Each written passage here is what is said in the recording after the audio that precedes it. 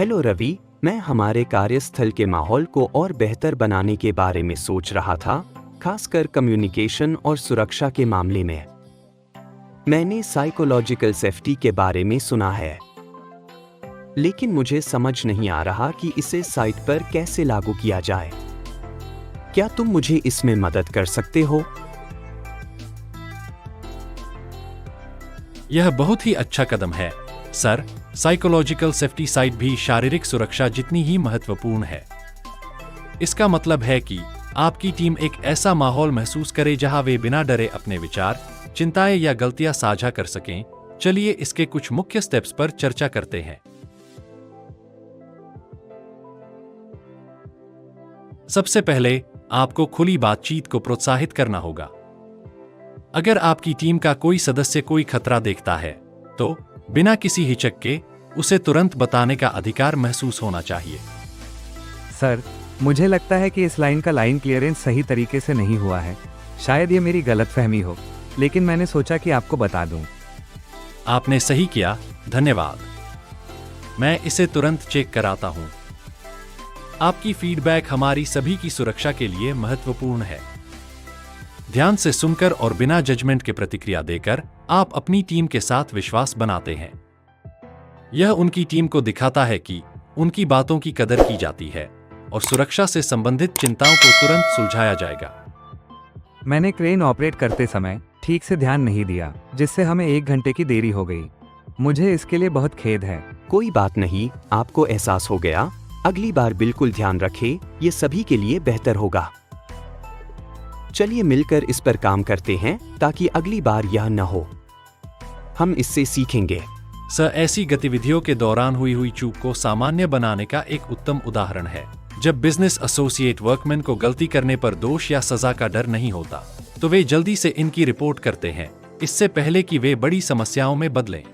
हम साइट पर road safety, electrical safety, work at height safety के प्रोसीजर को सुदृढ़ करने के बारे में सोच रहे हैं। मुझे आप सभी के विचार सुनना अच्छा लगेगा कि हम इसे कैसे सुरक्षित और कुशल बना सकते हैं।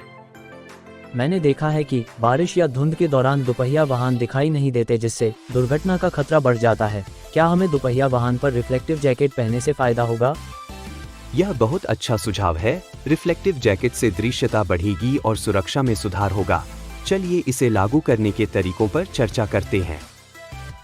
सभी के विचारों का स्वागत करके, भले ही वह नया हो या कम अनुभव का हो, अमित एक समावेशी वातावरण बना रहे हैं जहां सभी की बातों की अहमियत है। विविध दृष्टिकोणों को प्रोत्साहित करना उन मुद्दों को पहचानने में मदद करता है जो अन्यथा अनदेखे रह सकते थे। जब मैं जीईटी था, मैंने एक छोटे से सुरक्षा मुद्दे को नजरअंदाज कर दिया, यह सोचकर कि इससे कोई नुकसान नहीं होगा।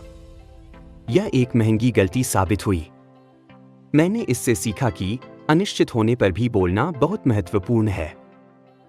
अपने अनुभव साझा करने से आप अपनी टीम के लिए और भी विश्वसनीय बनते हैं और विश्वास का निर्माण होता है।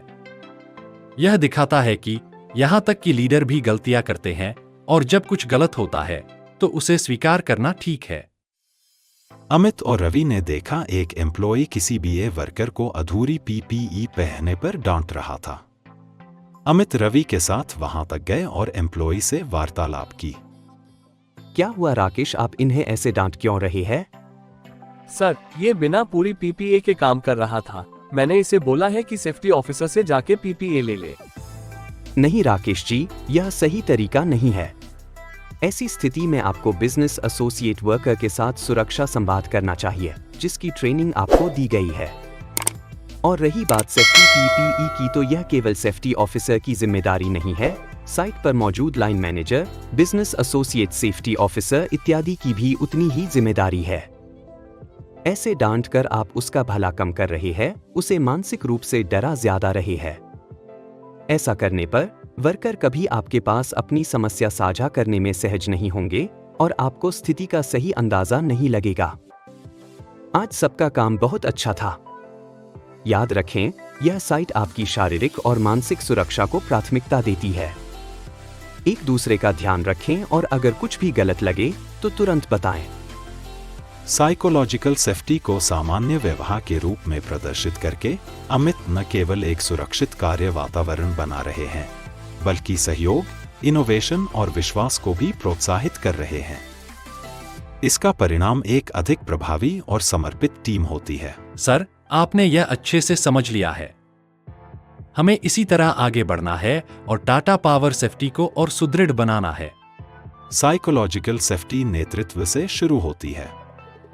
इसे बनाएं, इसे जिएं, इसे लीड करें।